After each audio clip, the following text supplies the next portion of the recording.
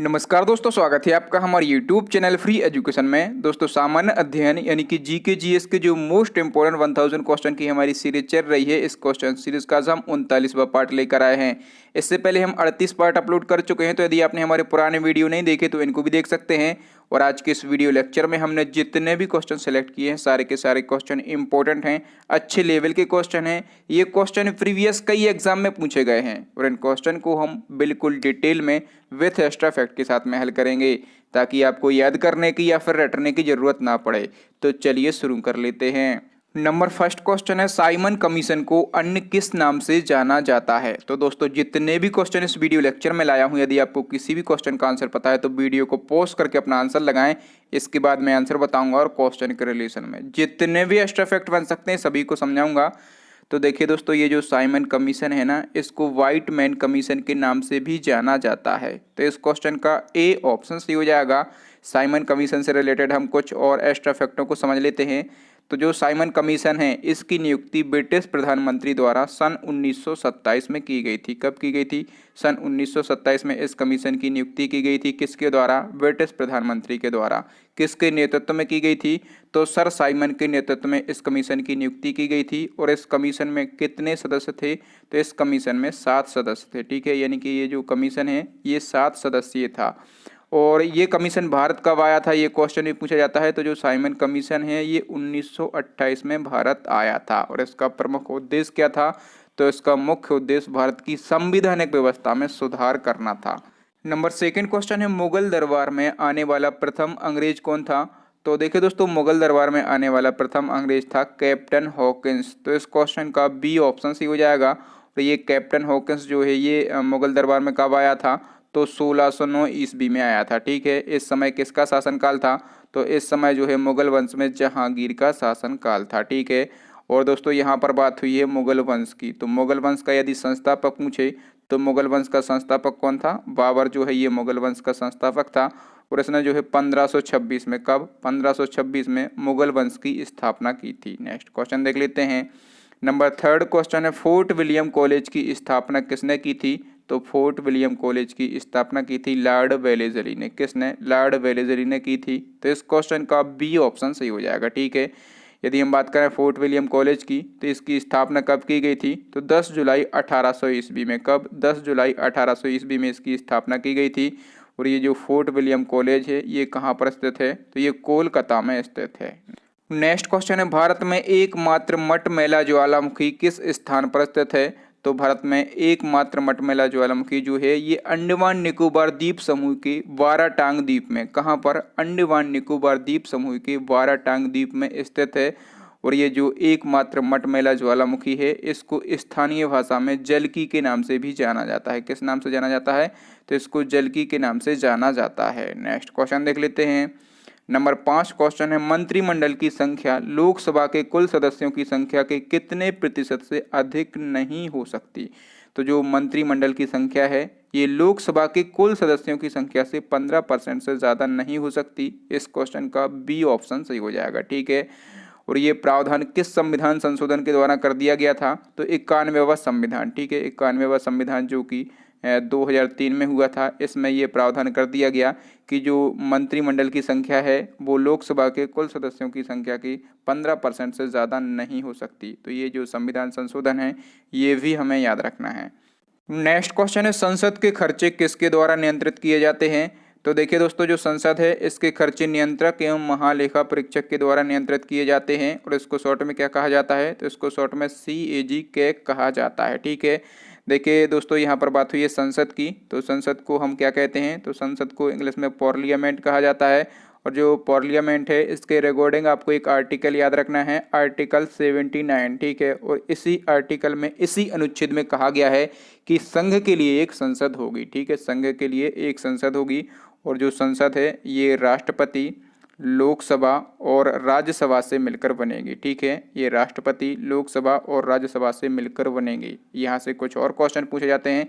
आपसे क्वेश्चन पूछा जाता है कि जो संसद है इसके अंग कितने होते हैं। ठीक है, तो जो संसद है इसके 3 अंग होते हैं। ठीक है, आपसे पूछा जाए कि संसद के अंग कितने होते हैं, तो 3 अंग होते हैं। कौन कौन से होते हैं? एक तो होता है राष्ट्रपति, दूसरा लोकसभा और तीसरा होता है राज्यसभा। ठीक है, और यदि आपसे पूछा जाए कि संसद के सदन कितने होते हैं, तो संसद के सदन होते हैं 2। कितने होते हैं? संसद के 2 सदन होते हैं। कौन कौन से होते हैं? तो एक तो होता है लोकसभा, ठीक है, एक होता है लोकसभा और दूसरा होता है राज्यसभा।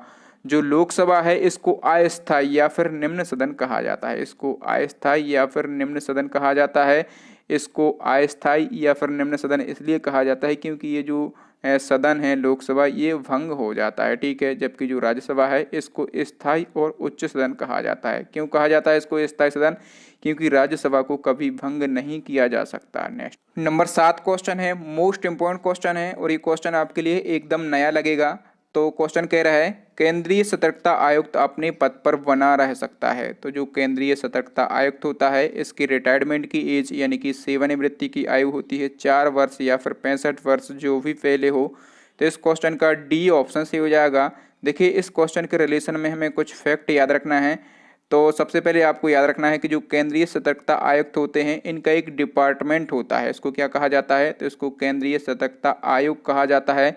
इंग्लिश में इसको बोलते हैं सेंट्रल विजिलेंस कमीशन, ठीक है। शॉर्ट में इसको क्या कहते हैं? तो शॉर्ट में इसको कहते हैं सीवीसी। और ये जो सीवीसी डिपार्टमेंट है एक स्वतंत्र निकाय है। ये जो डिपार्टमेंट है ये किसी भी मंत्रालय या फिर विभाग के अधीन काम नहीं करता, ठीक है। और जो सीवीसी है इसमें क्या होता है? तो इसमें एक होता है केंद्रीय सतर्कता आयुक्त, ये अध्यक्ष होता है। और 2 कौन होते हैं? तो 2 होते हैं सतर्कता आयुक्त। ये कौन होते हैं? ये सदस्य होते हैं, ठीक है। कहने का मतलब ये है कि जो सीवीसी डिपार्टमेंट है इसमें 3 सतर्कता आयुक्त होते हैं, एक अध्यक्ष होता है, बाकी के 2 सदस्य होते हैं, ठीक है। और इन तीनों की नियुक्ति किसके द्वारा की जाती है? तो इन तीनों की नियुक्ति जो है राष्ट्रपति के द्वारा की जाती है। और इन तीनों का कार्यकाल पद ग्रहण करने की तिथि से 4 वर्ष या फिर 65 वर्ष जो भी पहले हो की आयु तक होता है। सारे फैक्ट आपको याद रखना है। नेक्स्ट क्वेश्चन है, जब महात्मा गांधी जी को गिरफ्तार किया गया तो नमक सत्याग्रह का नेतृत्व किसने किया था? तो आप लोग आंसर लगा रहे हैं कि नहीं लगा रहे? आप लोग वीडियो को पॉज करके आंसर भी लगाएं, उसके बाद मैं आंसर बताता हूँ, डिटेल भी समझाता हूँ, लेकिन आपको आंसर जरूर लगाना है, ठीक है। तो देखिए जब महात्मा गांधी जी को गिरफ्तार किया गया था तो नमक सत्याग्रह का नेतृत्व किसने किया था? अब्बास तैयब जी ने किया था। तो इस क्वेश्चन का सी ऑप्शन सही हो जाएगा।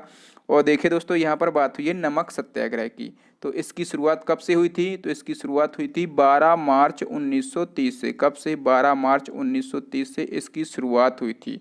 और देखिए दोस्तों जो अंग्रेजों द्वारा नमक कानून बनाया गया था इसके विरोध में गांधी जी ने, ठीक है, इसके विरोध में गांधी जी ने 78 लोगों के साथ अहमदाबाद में जो साबरमती आश्रम है वहां से दांडी गांव तक पैदल यात्रा करके नमक कानून का विरोध किया था, ठीक है। कहां से इन्होंने पैदल यात्रा शुरुआत की थी? तो अहमदाबाद में साबरमती आश्रम से इन्होंने दांडी गांव तक ये पैदल यात्रा करके जो नमक कानून था इसका विरोध किया था। नेक्स्ट क्वेश्चन देख लेते हैं। नंबर 9 क्वेश्चन है, निम्न में से किस महिला समाज सुधारक को पंडिता के उपनाम से जाना जाता है? तो बताएं, मैंने इनके बारे में कल ही आपको बताया था थोड़ा सा। देखिए जो रमाबाई हैं, ठीक है, जो रमाबाई हैं इनको पंडिता रमाबाई के उपनाम से जाना जाता है। तो इस क्वेश्चन का डी ऑप्शन सही हो जाएगा। मैंने इनके बारे में कल ही आपको बताया था कि जो पंडिता रमाबाई हैं इन्होंने आर्य महिला समाज की स्थापना की थी, ठीक है। आर्य महिला समाज की इन्होंने स्थापना की थी। और इन्होंने ये आर्य महिला समाज जो है इसकी स्थापना कहाँ पर की थी? महाराष्ट्र में की थी। और कब की थी? तो 1881 में की थी। तो नेक्स्ट क्वेश्चन देख लेते हैं। नंबर 10 क्वेश्चन है, विटामिन एच को अन्य किस नाम से जाना जाता है? तो देखिए सर जो विटामिन एच है इसको क्या कहा जाता है? तो इसको विटामिन B7 भी कहा जाता है, ठीक है। और इसको बायोटीन भी कहा जाता है, ठीक है। क्यों कहा जाता है? क्योंकि जो बायोटीन है ये विटामिन B7 का ही रासायनिक नाम है। तो इस क्वेश्चन का सी ऑप्शन सही हो जाएगा, उपयुक्त दोनों। नेक्स्ट क्वेश्चन है, निम्न में से किसने विधवा गृह की स्थापना की थी? तो देखिए दोस्तों जो प्रोफेसर D.K. कर्वे हैं, जो प्रोफेसर D.K. कर्वे हैं इन्होंने 1899 में, कब? इन्होंने 1899 में पूना में, कहाँ पर? इन्होंने 1899 में पूना में एक विधवा गृह आश्रम स्थापित किया था जिसमें जो विधवाएं हैं इनको जीवन यापन करने के साधन प्रदान किए जाते थे, याद रखेंगे। तो नंबर 12 क्वेश्चन है, सप्तरत्न मंदिर कहाँ स्थित है? मोस्ट इम्पोर्टेंट क्वेश्चन है। तो जो सप्तरत्न मंदिर है ना ये महाबलीपुरम में स्थित है। तो इस क्वेश्चन का डी ऑप्शन सही हो जाएगा। और ये महाबलीपुरम किस राज्य में है? तो ये तमिलनाडु राज्य में है, ठीक है। जो सप्तरथ मंदिर है, इससे कुछ और की फैक्ट पूछे जाते हैं, उनको भी हम देख लेते हैं। तो देखिए ये जो मंदिर है ये पर्वतों को काटकर रथ के आकार में निर्मित किए गए हैं। इन मंदिरों को सप्तरथ मंदिर या फिर सप्त पैगोडा कहा जाता है। ये फैक्ट इंपॉर्टेंट है। इनको सप्तरथ मंदिर या फिर सप्त पैगोडा के नाम से जाना जाता है। और देखिए इन मंदिरों में जो द्रौपदी रथ है ये सबसे छोटा रथ है और जो धर्मराज रथ है ये सबसे बड़ा रथ है। ठीक है। और मोस्ट इम्पोर्टेंट फैक्ट ये है कि इन मंदिरों का निर्माण किसने करवाया था, तो पल्लव वंश का एक शासक था, उसका नाम था नरसिंह वर्मन प्रथम। ठीक है, नरसिंह वर्मन प्रथम के द्वारा इन मंदिरों का निर्माण किया गया था। नेक्स्ट क्वेश्चन है गोदावरी नदी के तट पर स्थित महाजनपद कौन सा था। तो देखिए जो गोदावरी नदी है इसके किनारे जो है अस्मक महाजनपद स्थित था। तो इस क्वेश्चन का सी ऑप्शन सही हो जाएगा। और जो अस्मक महाजनपद है इसकी राजधानी क्या थी, तो इसकी राजधानी जो है पोटान थी। क्या थी, इसकी राजधानी पोटान थी।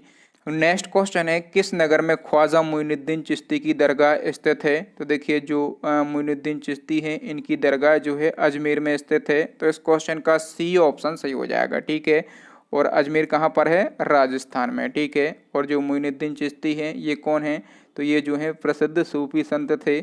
और यहाँ से आपसे एक और क्वेश्चन पूछा जाता है कि किस सूफी संत की दरगाह पर अकबर दर्शन हेतु अधिक जाता था। ठीक है। तो आपका आंसर क्या हो जाएगा, मोइनुद्दीन चिश्ती की दरगाह पर। आप लोगों ने जोधा अकबर मूवी देखी होगी, उस मूवी में भी इस बात का जिक्र किया गया है कि अकबर जो हैं बार बार मोइनुद्दीन चिश्ती की दरगाह पर जाते हैं। नंबर 15 क्वेश्चन है निम्न में से कौन सा स्थान ब्रह्मा के मंदिर एवं पशुओं के मेले के लिए प्रसिद्ध है। तो सबसे पहले तो आपको क्या करना है कि इस क्वेश्चन का आंसर लगाना है वीडियो को पॉज करके, फिर मैं आपको आंसर बताता हूं। तो चलिए देखिए इसका आंसर हो जाएगा पुष्कर। ठीक है। पुष्कर क्या है, तो राजस्थान का एक फेमस तीर्थ स्थल है। ये कहाँ पर स्थित है, तो ये राजस्थान के अजमेर जिले में स्थित है। ठीक है। और यहाँ पर ब्रह्मा जी का एक फेमस मंदिर भी है और यहीं पर पशुओं का मेला भी लगता है। कई सारे बच्चों ने यहाँ पर सोनपुर लगाया होगा। ठीक है। इसका भी रीज़न है, तो देखिए मैं आपको बता देता हूँ कि विश्व का सबसे बड़ा पशुओं का मेला कहाँ पर लगता है। तो विश्व का सबसे बड़ा पशुओं का मेला जो है ये सोनपुर में लगता है। ठीक है। और ये सोनपुर है ये कहाँ पर स्थित है, तो ये बिहार राज्य में स्थित है। ठीक है। और ये जो सोनपुर है ये गंडक नदी के किनारे स्थित है। ये भी क्वेश्चन पूछा जाता है कि सोनपुर किस नदी के किनारे स्थित है, तो ये गंडक नदी के किनारे स्थित है। पशुओं के लिए तो ये बहुत ही ज़्यादा फेमस है क्योंकि विश्व का सबसे बड़ा पशुओं का मेला यहीं पर लगता है। लेकिन यहाँ पर कोई ब्रह्मा जी का फेमस मंदिर नहीं है, इसलिए ये क्वेश्चन आपको याद रखना है। रेलवे के एग्ज़ाम में, ये प्रीवियस रेलवे का जो एग्ज़ाम हुआ था वहाँ पर ये पूछा गया था और बहुत सारे बच्चे इस क्वेश्चन को गलत करके आए थे। तो चलिए नेक्स्ट क्वेश्चन देख लेते हैं। नंबर 16 क्वेश्चन है सूर्य किरणें लंबवत गिरती हैं, कहाँ पर गिरती हैं। तो जो सूर्य की किरणें होती हैं ये भूमध्य रेखा पर लंबवत गिरती हैं। तो इस क्वेश्चन का बी ऑप्शन सही हो जाएगा। ठीक है। और जो सूर्य की किरणें हैं ये भूमध्य रेखा पर लंबवत गिरती हैं, इसीलिए भूमध्य रेखा जो है इसके आसपास जो एरिया है, जो देश बसे हुए हैं, वहाँ का तापमान सबसे अधिक होता है। नेक्स्ट नंबर 17 क्वेश्चन है, कह रहा है निम्न में से किसकी ध्वनि का तारत्व यानी कि पिच अधिक होगा। तो देखिए मैं आपको बता दूं कि इन चार ऑप्शन में से मच्छरों की जो भिनभिनाहट है, जो मच्छरों की भिनभिनाहट है, इनका तारत्व सबसे अधिक होगा। तो इस क्वेश्चन का डी ऑप्शन सही हो जाएगा। मैं आपको बता दूं कि जो ध्वनि है, ठीक है, ध्वनि का जो तारत्व है यानी कि पिच है उसकी आवृत्ति पर निर्भर करता है। ठीक है। जो उसकी फ्रिक्वेंसी होती है उस पर निर्भर करता है। यदि ध्वनि का तारत्व यानी कि पिच अधिक है तो ध्वनि कैसी होगी, ध्वनि पतली होगी। ठीक है। और यदि तारत्व कम है तो ध्वनि कैसी होगी, तो ध्वनि मोटी होगी। ठीक है। यहाँ पर जो मच्छरों की भिनभिनाहट है इनका तारत्व यानी कि पिच कैसा है, तो सबसे ज़्यादा है। ठीक है। इसलिए जो मच्छरों की भिनभिनाहट है यानी कि जो मच्छरों की ध्वनि होती है वो कैसी होती है, पतली होती है। जिनका तारत्व अधिक होता है उनकी ध्वनि कैसी होती है, पतली होती है। यही कारण है कि पुरुषों की अपेक्षा जो महिलाएं हैं इनकी ध्वनि कैसी होती है, पतली होती है। क्यों होती है, क्योंकि जो स्त्रियों की ध्वनि का तारत्व है ये कैसा होता है, ये पुरुषों के तारत्व की अपेक्षा अधिक होता है। ठीक है। इसलिए महिलाओं की जो ध्वनि है ये पतली होती है। नेक्स्ट क्वेश्चन देख लेते हैं। नंबर 18 क्वेश्चन है राजभाषा का उल्लेख संविधान के किस भाग में किया गया है। मोस्ट इंपॉर्टेंट क्वेश्चन है। तो देखिए जो राजभाषा है इसका उल्लेख संविधान के भाग 17 में किया गया है। तो इस क्वेश्चन का ए ऑप्शन सही हो जाएगा। ठीक है। चलिए मैं आपको कुछ और एक्स्ट्रा फैक्ट बता देता हूँ। इसका उल्लेख तो भाग 17 में किया गया है, और यहाँ पर यदि हम बात करें आर्टिकल की, अनुच्छेद की, तो अनुच्छेद जो है 343 से लेकर अनुच्छेद 351 तक वर्णन किया गया है। इसके अलावा भी जो राजभाषा है 8वीं अनुसूची में इसका वर्णन किया गया है। ठीक है, कौन सी? 8वीं अनुसूची में वर्णन किया गया है। इसके अलावा भी कुछ अनुच्छेद हैं जहाँ पर राजभाषा के बारे में बताया गया है, वो अनुच्छेद आपको पता होना चाहिए। एक तो 29वां अनुच्छेद है, एक 30वां अनुच्छेद है, और एक जो है 120वां अनुच्छेद है, और एक 210वां अनुच्छेद है। ठीक है, ये 4 अनुच्छेद भी हैं जहाँ पर राजभाषा के बारे में वर्णन किया गया है। ये पूछे जाते हैं, इनको याद रखेंगे। चलिए नेक्स्ट क्वेश्चन देख लेते हैं। नंबर 19 क्वेश्चन है, नियंत्रक एवं महालेखा परीक्षक यानी कि कैग के संबंध में कौन सा कथन सही नहीं है, यानी कि हमें गलत कथन का चयन करना है। तो चलिए हम एक एक करके देख लेते हैं। नंबर ए पे लिखा है जो कैग हैं इनकी नियुक्ति राष्ट्रपति के द्वारा की जाती है, तो बिल्कुल सही लिखा है। ठीक है, जो कैग हैं इनकी नियुक्ति राष्ट्रपति के द्वारा की जाती है। नंबर बी पे लिखा है कैग का वेतन सर्वोच्च न्यायालय के न्यायाधीश के समान होता है, बिल्कुल सही लिखा है। ठीक है, जो कैग हैं इनका वेतन सर्वोच्च न्यायालय के न्यायाधीश के समान होता है। और नंबर सी पे लिखा है ये सेवानिवृत्त के बाद अन्य सरकारी सेवा के लिए अयोग्य हो जाते हैं, तो ये कथन भी बिल्कुल सही लिखा है। जब ये रिटायर्ड हो जाते हैं तो ये किसी भी सरकारी नौकरी में नहीं लग सकते, ऐसा प्रावधान किया गया है। नंबर डी पे क्या लिखा है, जो कैग हैं इनको राष्ट्रपति पदच्युत कर सकते हैं, बिल्कुल नहीं। राष्ट्रपति जो हैं ये कैग की नियुक्ति तो कर सकते हैं, लेकिन इनको पद से नहीं हटा सकते। यदि कैग को पद से हटाना है तो वही प्रोसेस फॉलो करनी होगी जो कि सुप्रीम कोर्ट के न्यायाधीश को हटाने के लिए फॉलो करनी पड़ती है, यानी कि महाभियोग की जो प्रोसेस है इसको फॉलो करनी होगी। तो इस क्वेश्चन का आंसर क्या है, हमें गलत कथन का चयन करना था, तो इस क्वेश्चन का डी ऑप्शन सही हो जाएगा। ये कथन जो है ये गलत लिखा है। तो चलिए नेक्स्ट क्वेश्चन देख लेते हैं। नंबर 20 क्वेश्चन है, थल सेना दिवस यानी कि आर्मी डे कब मनाया जाता है, तो आर्मी डे मनाया जाता है 15 जनवरी को। तो इस क्वेश्चन का ए ऑप्शन सही हो जाएगा। और ये आर्मी डे सर 15 जनवरी को ही क्यों मनाया जाता है, क्योंकि 15 जनवरी 1949 को, याद रखना है कब, 15 जनवरी 1949 को भारतीय थल सेना के प्रथम commander in chief KM. Cariappa, कौन, जो के.एम. करियप्पा हैं, इन्होंने अपना पद ग्रहण किया था। इसलिए हर साल हम 15 जनवरी को आर्मी डे यानी कि थल सेना दिवस के रूप में मनाते हैं। तो चलिए नेक्स्ट क्वेश्चन देख लेते हैं। नंबर 21 क्वेश्चन कह रहा है, भारत में पहली बार मेट्रो रेल सेवा कब और किस शहर से आरंभ की गई थी। तो देखिए भारत में जो मेट्रो रेल सेवा है ये कोलकाता से, कहाँ से, कोलकाता से 1984 से आरंभ की गई थी। तो इस क्वेश्चन का ए ऑप्शन सही हो जाएगा। दोनों बातें आपको याद रखना है, शहर कौन सा, कोलकाता से, और सन कौन सा, 1984 से मेट्रो रेल सेवा आरंभ की गई थी। नेक्स्ट क्वेश्चन देख लेते हैं। नंबर 22 क्वेश्चन है, भारतीय राष्ट्रीय कांग्रेस का प्रथम अधिवेशन कहाँ पर हुआ था। तो जो भारतीय राष्ट्रीय कांग्रेस है इसका प्रथम अधिवेशन मुंबई में हुआ था। कहाँ पर, मुंबई में हुआ था। तो सी ऑप्शन सी हो जाएगा। और यहाँ पर बात हुई है भारतीय राष्ट्रीय कांग्रेस की, तो इसकी स्थापना तो लगभग सभी लोग जानते होंगे, 28 दिसंबर 1885, कब, 1885 में इसकी स्थापना की गई थी। और कहाँ पर इसकी स्थापना की गई थी, तो गोकुलदास तेजपाल संस्कृत कॉलेज, जो कि कहाँ पर है, मुंबई में है। ठीक है, और यहीं पर इसका पहला अधिवेशन हुआ था।